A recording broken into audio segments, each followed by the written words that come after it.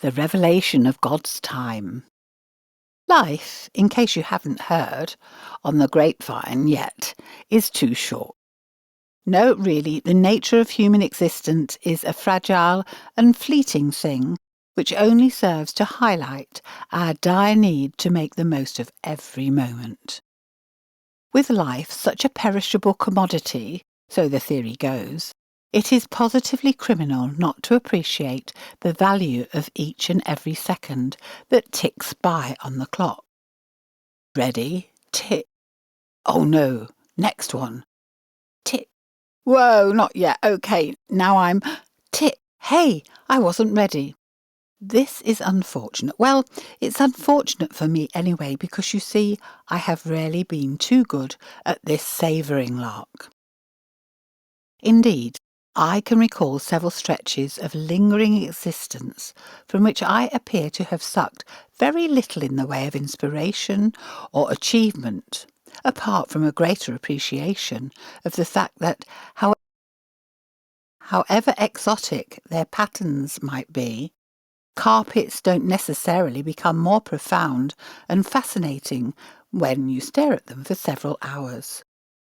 Last time I looked, moments didn't come in handy packs of lemon-flavoured lozenges, which is probably one of the most significant reasons why I have never been very good at sucking the chewy centres out of them. For much of the time, I just seemed to sit there, wondering what to do next, lost in a world of surreal diversions, while my driverless eyeballs watched the paint dry. Meanwhile, a host of unread masterpieces sat untouched on the bookshelves, and a host of unwritten ones screamed silently from somewhere within my heart. Chronos time, 1 second to the next, minutes into hours, days into weeks, months into years. God, I have been told, bathes in a very different kind of time. He doesn't necessarily catch us when the streams and rivers of our journey become a little rocky, because he does things when he knows the moment is right, because he works on kairos time, the ocean where miracles are woven.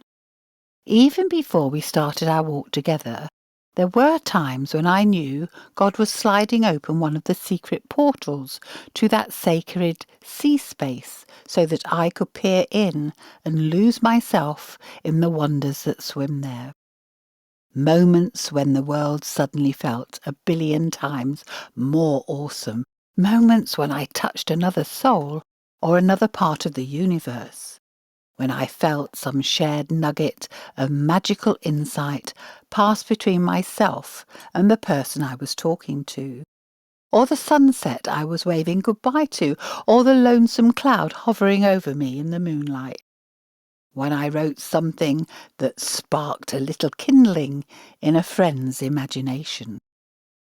Afterwards, when the magic had faded, it often came as something of a disappointment to find myself back in the land of inertia, frustrated once more by my apparently boundless inability to do stuff, to carp the old diem. Oh, how exactly should I appreciate these moments anyway? I wondered. How do I know that I am truly appreciating them, treasuring them for all their worth? Is there some way of measuring this, perhaps, a preciosometer of some kind?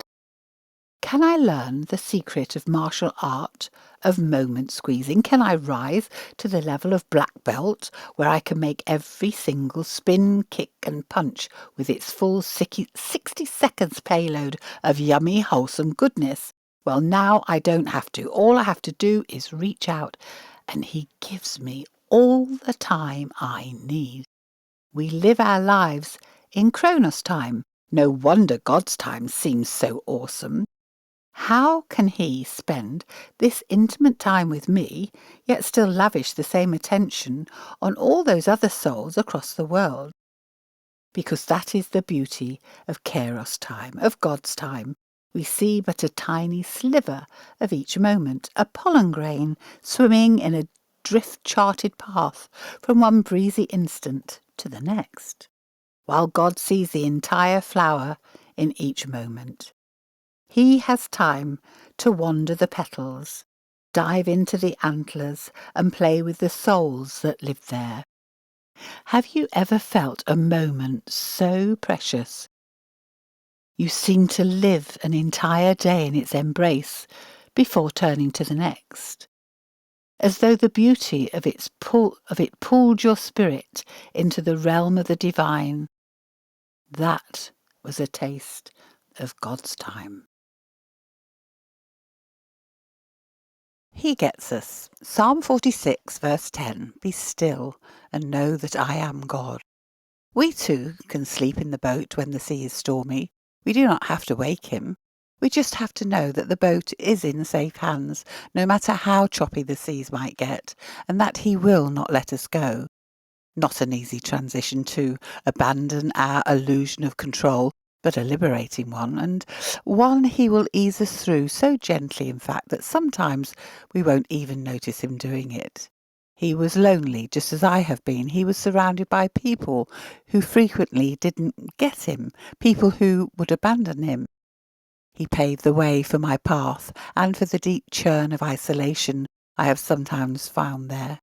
He paved the way for all the stuff about me that people just don't get.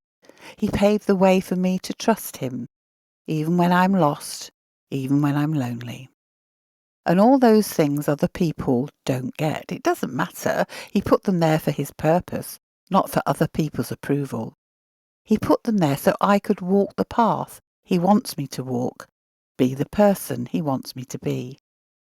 Just the other day, Mr. So-and-so looked into my heart and said, "There's something in there that really sucks." Mr. So-and-so knows everything, from one so clear across to the other. Naturally, therefore, I was quite upset about what he said to me. I was just starting to feel so much better about myself, and here I am being told that I suck. Not sure what to do. I wandered off to have a chat with Jesus. "I suck," I told him, "and I thought I was doing so well." "You don't suck," he replied. "You're not made that way. Our Father is a genuine craftsman, and he doesn't make sucky stuff." "Really?" I replied, "because Mr. So-and-so said he saw something in me that sucked." "That doesn't mean you suck," replied Jesus. "Let's have a look." And without another word, he opened up the little rib doors of my spirit with his magic key and looked into my heart. "Oh, yeah," he said, "there is a little bit of suckiness in there. I can fix that." And he washed my feet. Bubble of joy. Joy is playing tag in a garden. Joy is kicking through autumn leaves, where the frost of terror floats away, so a misty golden blindness can at last begin to see. Joy is laughing at silly things. Joy is having somebody's child asked to sit next to you at the dinner table after several months in which mealtimes and children appeared to have no place in your world. Joy is when you find fellowship has grown all around you, while you were busy waiting for the bubble to burst. Joy is floating, knowing the bubble is indestructible. The things that bring you joy seem fleeting until you realize the bubble will never stop smiling at you. One step closer to awesome. How often have I heard the story? He comes to earth, blessed right down to his fingertips by his Father's glory. He comes to earth, totally loved and completely faithful. He comes to walk among the lost, the lonely, the angry, the spiteful, the duplicitous, the hateful, the confused, the manipulative, the two-faced, the self-seeking, the proud, the self-pitying. He walks a land where his blessings are torn off like band-aids. Yet still he cannot help but feel compassion. Still he cannot help but heal. Still he cannot help but love. Because this is what he is. This is what the Father has made him.